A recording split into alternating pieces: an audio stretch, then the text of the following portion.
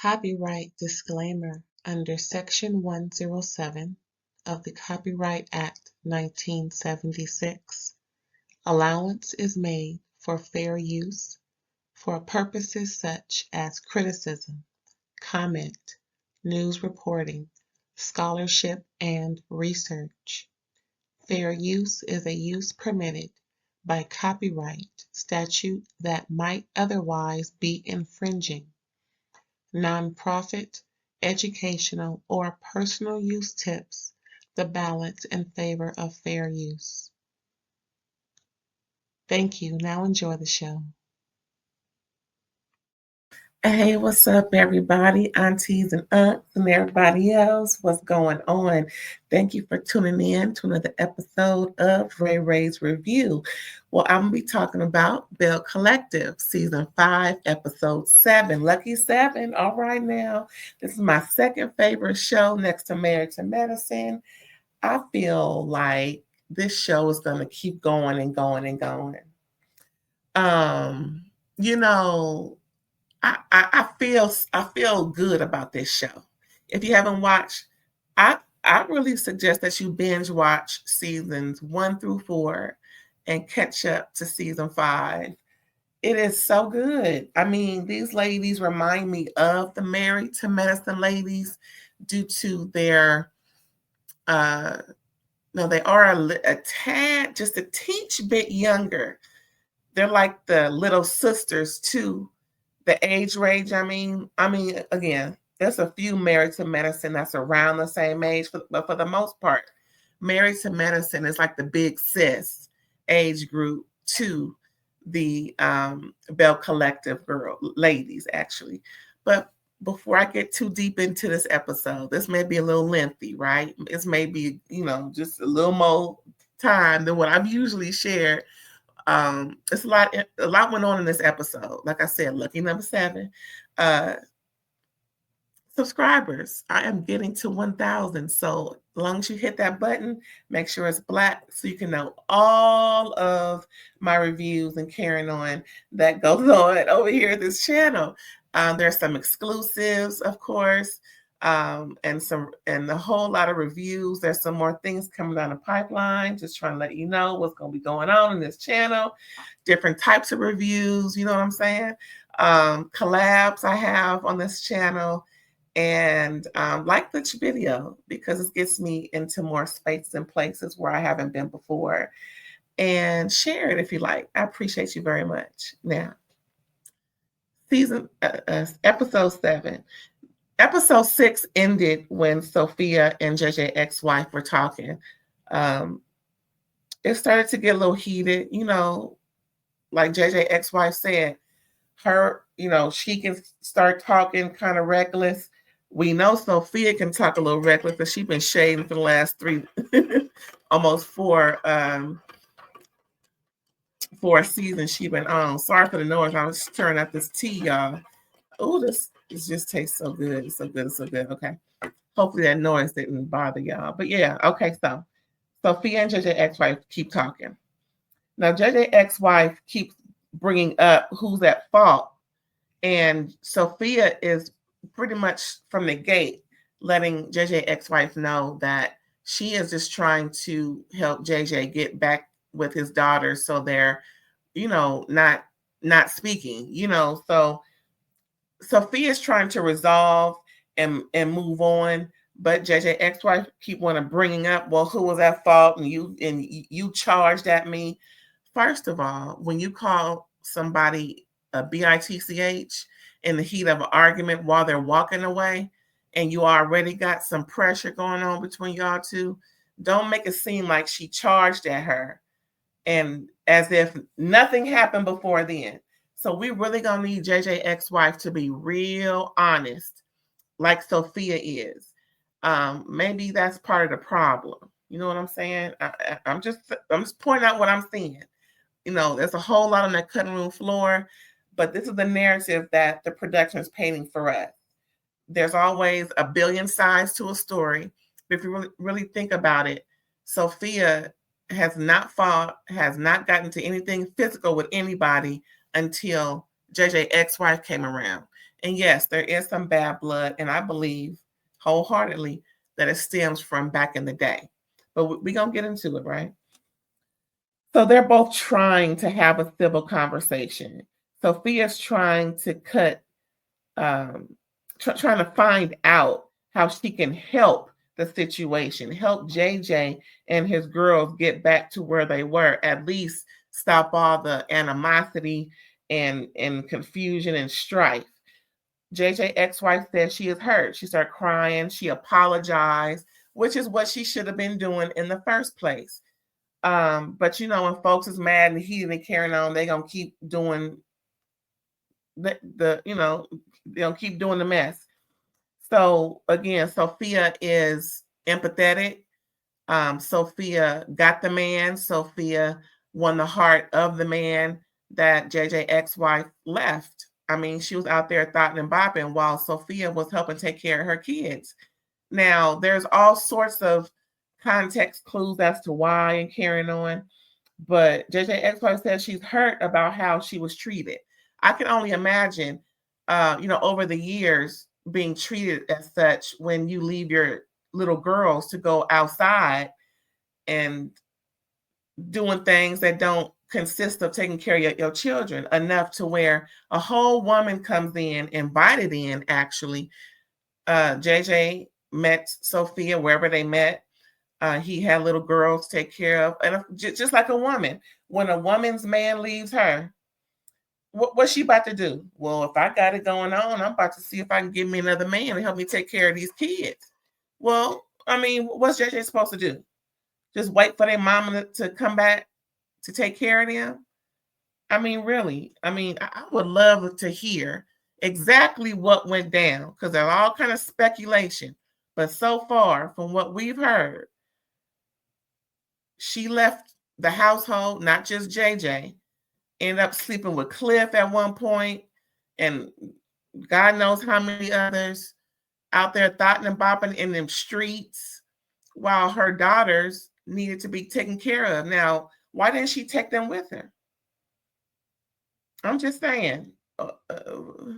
The eldest, maybe just the twins, but all three little girls she left. What was the issue as to why she needed to leave not just her marriage, but her children too, to the point where a whole nother woman came in, kind of ignored her kids to help this new man that she married help take care of his kids.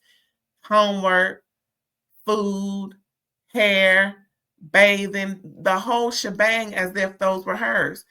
It's a lot to be said about that. And I hope that it's explained, because so far it's not.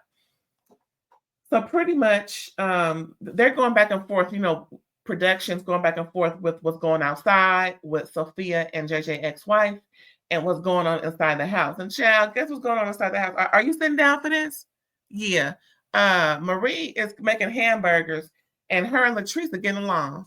They happen, oh yeah, well, I want a hamburger too. Talking like Latrice, I want a hamburger too. Marie was like, well, I'll make a hamburger. So, you want one? What's going on? So pretty much,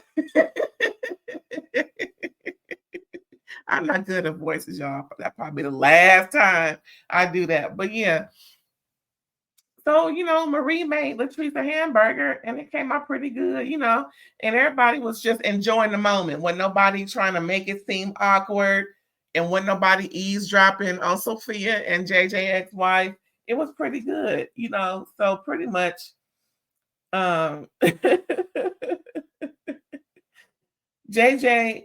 Sophia and what's her name, JJ ex-wife, probably hug it out and pretty much make up. They both apologize, and again, Sophia was the bigger person in that conversation, and it takes a lot for her to press charges and then hug it out with the person whom she pressed charges against. But I don't blame her. And again and again and again, Sophia is trying to mend things for JJ and his daughter's sake, putting herself outside of that. And that's big of her to do. So then after all that, JJ ex-wife take her shot with everybody and then leaves the house. And then the fellas walk in. It seemed like it was real quick, like maybe they crossed each other's paths outside. But anywho, they come in and the guys find out that Marie cooked for Latrice and Latrice still standing. They looking like, what?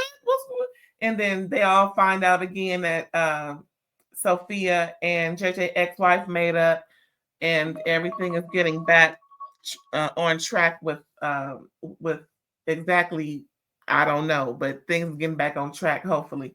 And JJ looking like, what's going on?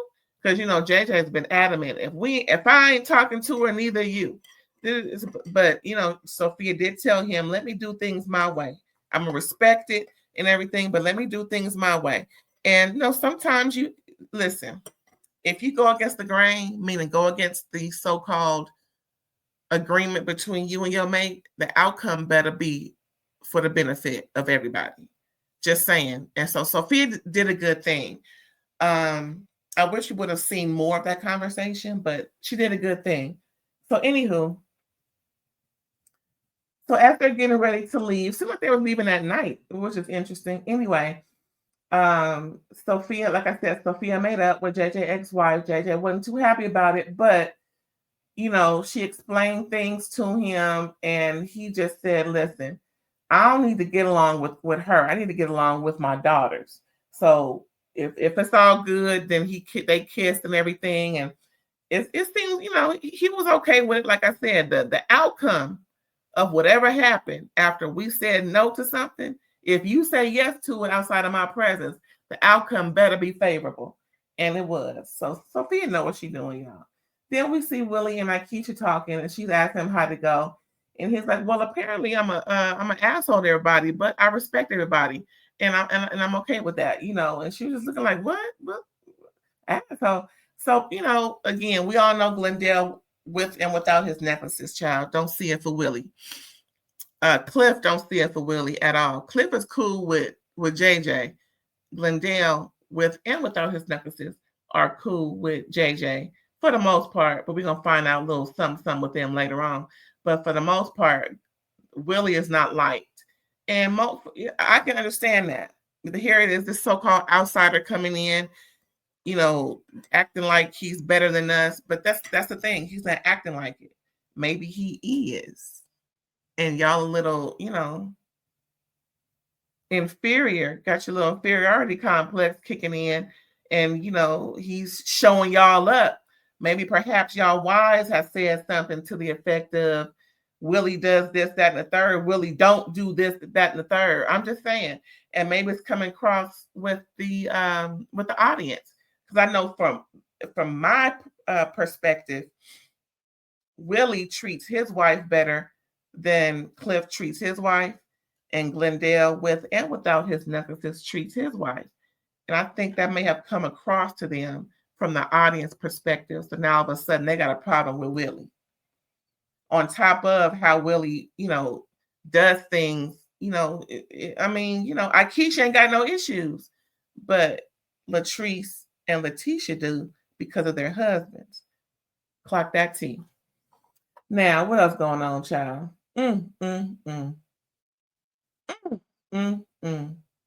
Now, Latrice and Marie had this conversation, right? And they were discussing things, and they both felt hurt about the things that they've done. They were getting along. Then what was real trifling, in my opinion, Latrice has a conversation with Cliff as they're getting ready to go. And they're talking about how, her and Marie were getting along. She said, well, I can leave Marie where she at. Latrice does this two-faced thing that I'm noticing. In one way, she's being, cordial and nice and everything, but behind closed doors, she'll have a difference of opinion and will trash that person that she was, having this nice conversation with. Like, not just with Marie, but even with Lateshia in the confessionals. Oh, me and Lateshia just getting back, so she's skating on thin ice type of conversation, but she hugging and loving on Lateshia. We telling her we good. Something ain't right with Latrice. It just seemed real two-faced. I don't understand her bringing in strays, making paybacks and get backs and vengeful conversations. I don't know. It's just something about Latrice. I'm not. I don't know. I don't know. Anyway, so they getting ready to go, and that was pretty much it for them. So now we're at Marie and Essie's business. Excuse me. Marie and Essie are talking about a few things, right? Marie and Essie are talking about her health, Essie's health, of course. Marie's graduation party. She just got her doctorate, so it's Dr. Marie Monroe. Hello. Essie wants Marie to be okay with how Essie is moving along in her health situation. Because Marie asked Essie, "Are you okay?" Essie pretty much mentioned she's just taking it, all of the steps to getting her new lung. She's going through all the necessary preparations. But here it is again. Essie is comforting Marie. Marie is, obviously upset. Marie considers Essie like a sister, like shoot, a Siamese twin, if you ask me. It's sweet, but dang, you have to be supportive and strong for the person who's sick, not the other way around. I mean, it's borderline, girl. Marie, get your itch together. I mean, I know you're going through all this going on with you. I mean, school is over. You ain't got to write nothing else. You you ain't got to turn in nothing else. School is over. So now it's time for you to comfort your friend. Marie, if you're listening, watching, listening. Anybody know Marie? Let her know to watch this. So we're at the 17-minute mark. Marie, take care of your friend and stop having your friend take care of you. She the one who need a lung transplant. Both of y'all got the doggone lupus. And peace and blessings to both of y'all. But girl, get it together. You got to be strong for her. She the one who gonna need a child. I keep repeating myself. Okay, Marie, you listening? All right, so it's just one of those hard things that Marie is really dealing with, and I can understand that. Then we got the Lateshia. She walk in. She always seems to come in when they having hard conversations. So then Essie leaves and go take care of her and everything, do what she got to do for the business and the party and whatnot. And Marie holds Lateshia accountable for Marie's items not being properly presented at the brunch out there in Louisiana. Lateshia is letting her know, I don't know nothing about it. What you mean you don't know nothing about it? It was your brunch, your responsibility to get her things there. But Lateshia's like, well, everybody else whose things were put up was put up by them. And I'm like, why? Shouldn't you have some type of event coordinator helping to take care of these things? I'm just saying. Maybe that's, some things that she missed. Instead of putting a greeter at the door, which was not even necessary, child. She should have had the important things taken care. Perhaps the greeter should have taken care of those things that needed to be put up and on display. Maybe that should have, because nobody say, hey, how you doing? So pretty much, hi, how you doing was more important than getting folks' products out so people can see, network, and take notice of. Okay, Lateshia, that's Now I've been involved in quite a few and have attended quite a few events where product placement was apparent, and it was never looking like bald-headed tables. If you know, you know. Oh my gosh, that was so funny. Oh my God, them bald-headed tables, that was so funny. Again, if you know, you know. Okay, back to this. It just, that was just something that was lacking with that. And it is what it is, child. But for the most part, people, still was able to network and everything. And then Lateshia mentions that there's a small thing in her breast. It's almost nothing. That she still has to go through whatever she has to go through to see about it. But from what they found thus far, she's not going to worry about it. Girl, I don't know about that because it's so small and pretty much they can cut it out and she can just move on. Lateshia, if you listen, watch and listen, or if anybody know Lateshia Pearson, have her watch this. It's like a 20-minute mark. Lateshia, just because it's small don't mean it's nothing. I know you're trying to psych yourself up, having to pay $4,000 for a test that you probably would have had a copay of maybe a $100. Just saying. I know you little, little ignorant to this now. For someone who knows a little bit about healthcare, a little thing doesn't mean nothing. And don't think that they can just take it out and do nothing. Sometimes there's, administrations of anti-neoplastic chemotherapy agents. Sometimes there's radiation. Sometimes there's other types of cancer treatments that happen when things are actually positive for cancerous cells, even when they're that little. No doctor will tell you, no one has never gotten treatment because it was too little. And people, if you listen and watch and listen, which you are, don't believe the hype. But I'm pretty sure that's herself just sucking herself up for nothing, which could be something. Okay, girl. I see you. Next is JJ, ex-wife, and her daughters. They're meeting up at Star's house. I wrote these notes, child. I wrote the notes, but child, I don't know if it was Sky Star. Let me make sure. Yeah, they met up at Star's house because they're discussing their clothes store. Well, she called it a boutique, like Walona's boutique, the rag bin, but she called it a boutique. And the clothes that they have on display in their little montage was really trifling looking. Oh, none of them clothes. They may as well pair up with GNA over there on Housewives of Potomac. Them clothes did not look cute. They need a better stylist of, and not just because I got a little, a little angst for JJ ex-wife, but it just didn't look good at all.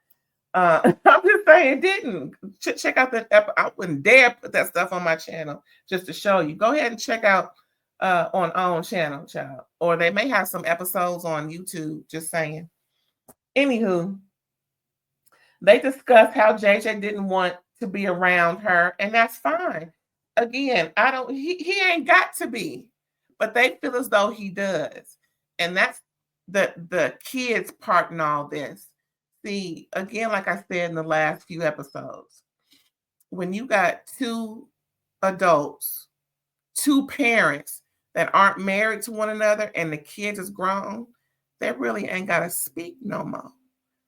As soon as you turn of age and you can communicate on your own, and there's nothing left for me and the ex-spouse parent of you, there's nothing left to discuss. Phone numbers blocked, i.e. Deleted. Like Tambra said, Marie, I deleted your number, but I only blocked Lateshia. I'm just saying. Pardon me. So, pretty much that's the immaturity of it all. It's just something that these girls just don't understand about their parents. Just because they lived most of their life with their parents speaking doesn't mean that their parents need to speak moving forward. And the fact that JJ ex-wife was hit to have to get medical attention by his ex-wife, you have to give him that. You have to. There was no need for any fisticuffs that day. There's no reason why JJ ex-wife couldn't just keep using her mouth. And no, Sophia didn't charge at her. Y'all were both in the heat of, and things were said. So it is what it was, and leave it there. However, she just can't leave it there. And that's why I keep bringing it up every time she opens her mouth, because for some reason, JJ ex-wife can't tell the truth when she's discussing things. And I've caught her twice so far. They discuss, the whole combo that she had with Sophia, and didn't say why Sophia wanted to make up. All JJ ex-wife was just saying was, well, things were said and we made up. And so the kids think, mainly son Jay, that because JJ ex-wife is on the show, that's the only reason why Sophia made up, because JJ ex-wife is around, so she has to do something. So Sanjay, if you're listening, watching, listening, girl, listen. You really need to understand, Sophia ain't gotta make up just because homegirl, it was just because your mama's on the show. The reason why Sophia wanted to make up was not explained to you, which is why you're saying what you're saying. And hopefully when you watch back this episode, you'll see that your mama was lying to you again about the whole conversation. Had your mama said, Sophia said she wanted you, your sisters to really be closer with your dad again. That's why she was, pretty much throwing aside what we got going on for the sake of y'all, trying to make up so that would help, y'all get back with your daddy. That's what should have been said to you. Instead, it wasn't, leaving you to believe that Sophia's up to no good with trying to make up with your mother. First of all, there's, child, see, again, lies. And you really, and because you ain't lived long enough, you don't understand that sometimes a vengeful person will say anything to get out of being held accountable. Hello? Did your mama tell you that she apologized? Did your mama tell you that she cried because she was hurt? Did your mama tell you that she was hurt? That's why she did all those things at that party, hitting and putting hands on Sophia. Did your mama tell you that's why she couldn't just use her words? Yeah. It's a reason. It's a reason. So next we got Sophia and Dee. I love how they transition from who is being talked about. So the next transition is exactly who the last conversation was about. That's kind of cute production. Anyway, Sophia and Dee are walking outside, getting a little exercise. And pretty much, Sophia's letting Dee know that, she kind of made up with JJ ex-wife for the sake of JJ getting back with his girls, so that there isn't so much tension.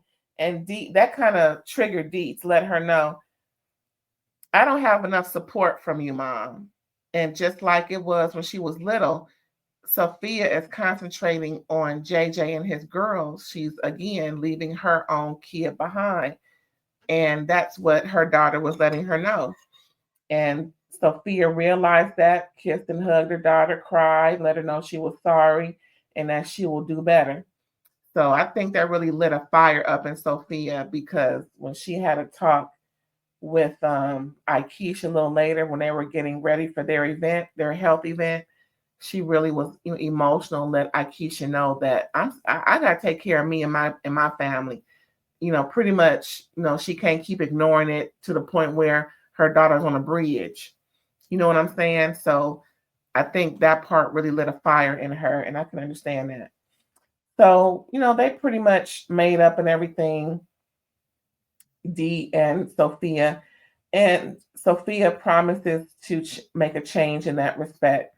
Then we see Latrice getting ready for the grand opening with Cliff, and they have a new store manager replacing Josh. I miss Josh. Josh, if you're listening, watching, listen. Oh, we miss you, boo. So pretty much he helps them, mainly Cliff, organize how having an opening for Taste, which is right across the street from the opening of Goddess Length, and then having a party for Glendale and his nephew's birthday at Taste that night, and how all of that is supposed to go off without a hitch. So the general manager pretty much had Cliff, sign his, make a promise, verbally on camera, so that it's for Latrice's sake, legally binding. So that, he can get things on track and make sure everything goes off without a hitch. But we're going to find out what happens at that opening. But anyway, so back to Sophia and Aikisha, like I mentioned before. They have a health fair that they thought was going to happen outside, but the weather wasn't giving them grace. So they moved it inside, thanks to Aikisha finding a location. And Sophia has a lot going on. She, Everything is ready except for her wig because she's got this headpiece on, and they were doing a quick run through. And that's when, like I said before, that's when Sophia had told Aikisha that she pretty much had a tiny tantrum, but it was, acceptable because Aikisha's like, well, what's going on? Pretty much Sophia let her know, like I said, I have to take care of me. I have to take care of my family. My daughter needs me.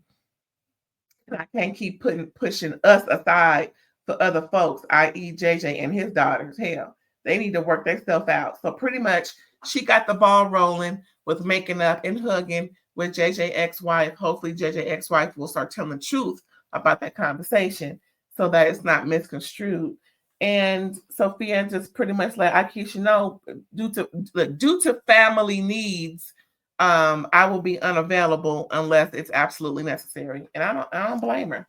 Sometimes you cannot take care of you have to take care of home before you can start taking care of things outside the home. I've been saying this since I was a teenager. Okay? It's just, it is what it is. And that starts with the individual on down to the bigger company, country, whatever the case may be. You just can't. So pretty much they have the event. It goes off without a hitch. They have medical, mental, all sorts of health awareness and professionals on the panel. It was a great event. It was a great turnout, and it went off without a hitch. It was great.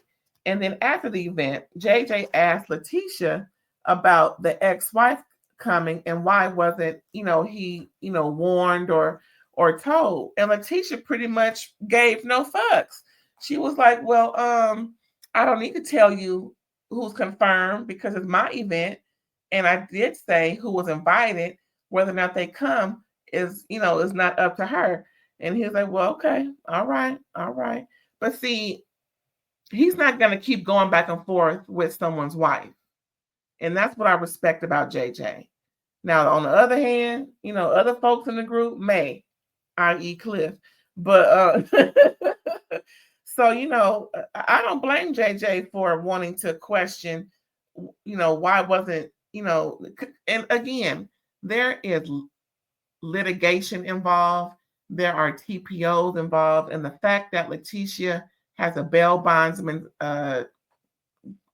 company or whatever you call it, she should be up on the law. She should know the basic law in regards. And when I say the basic, TPOs are kind of like basic law. You know what I'm saying? For those who have bail bondsman situations, TPO ain't too far, across the pond to have knowledge of. But just for reference sake, adults pretty much know about temporary protective orders and things like that, stay away orders, whatever it's called in every state or every county. They're pretty much the same thing. People ain't supposed to be around people. So, what's going on? Even though JJ is not a part of the TPO, it's how about a respect factor? I've been with you on this show all these years and carrying on. And even though you may know JJ ex-wife, she ain't been around like that. She may come, like JJ ex-wife said, she came to a few brunches here and there, but she ain't never been in the circle. So apparently Lateshia is just pretty much moving forward with however the show wants her to versus what she should be doing in a more respectable manner. And I'm going to say it just like that. Woo, child. So that's pretty much in the end of that. So next we got Marie's party. Her graduation party went on without a hitch. And Tambra showed up, child. She was, she was there before any other belle, okay? The other bells came late. Lateshia came late. Sophia came late. No other belle came. Aikisha wasn't there. Latrice wasn't invited, according to Marie. So pretty much it was a great event. Sue came, her cousin Sue. She was so happy to see her. All of her kids were there, grandkids, her dad, family, friends, co-workers, colleagues, those whom she communed with within her community of mental health. and people in the community. It was a nice event. It was, the theme was green. Her outfit was stunning. Marie looked really good. Congrats to her, Dr. Marie Monroe. All right, all right. And Tamara spoke. She got up and said some very nice, kind words and everything. And I'm so glad that they're back on track with their friendship, to the point where Tamara is doing things like this. I thought it was very, very, very big of Tamara to go up and speak and say those nice words, right? So a little mess happened, right? JJ and Glendale have a talk. Like I said, they came a little later, but now that the event is pretty much, winding up, they have JJ and Glendale. Glendale wanted to speak with JJ, pretty much to themselves. And Glendale approached JJ and said, I remember you addressing my wife about your ex-wife being there, but the next time I want you to address me. He said he didn't like it in his confessional. It wasn't cool. He's talking about he needed to, he wanted to, he had to. I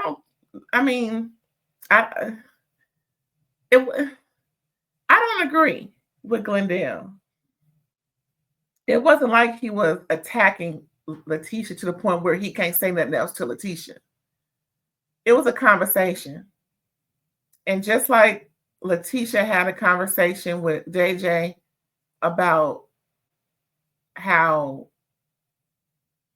she doesn't need to explain things to him, it was just a conversation. JJ didn't move past that. He accepted what she said, even though it was obviously he didn't agree. But a husband has every right to say something to somebody who addresses his wife, and it is what it is. But then the crowd happens, and that's when Lateshia addresses Sophia about it being rude that they left her event early. But again, they told you why. It wasn't rude. It was the fact of if people can't respect them, meaning JJ and Sophia, then they need to bounce. They don't want to be around folks that put hands. He don't want to be around somebody who put hands on his wife. And the fact that Lateshia don't understand that, it's mind-boggling. It's just mind effing boggling. And I'm beginning to look at Lateshia a lot different this season. Last season, I was like, my ears were up. But this season, I'm like, wait, we only 7 episodes in. We got 3 episodes left. I'm like, what's really going on? So pretty much what was funny. Now, this part was funny. So Cliff said, listen, I don't want to talk about nothing else about what happened in Louisiana. And I don't really want to talk about Cliff's ex. So let's move on. And I was started rolling when he said that. But it was more funny because of how, JJ, accentuates what he's saying and his whole mannerisms with it. That was real funny. So pretty much JJ wants, an explanation with everyone so that they can be on the same page moving forward. How are we going to move if we know certain folks don't get along? How are they going to move if certain things can't be respected? And I don't blame them. And that was pretty much the end of that episode, y'all. It was really good. I really love this show, and I hope that it continues on and on and on to the break of dawn. And again, thanks for tuning in. I appreciate you, and we'll catch you next time. All right, so next review will be, I think, Love and Marriage Huntsville. Look out for that, y'all. All right, bye.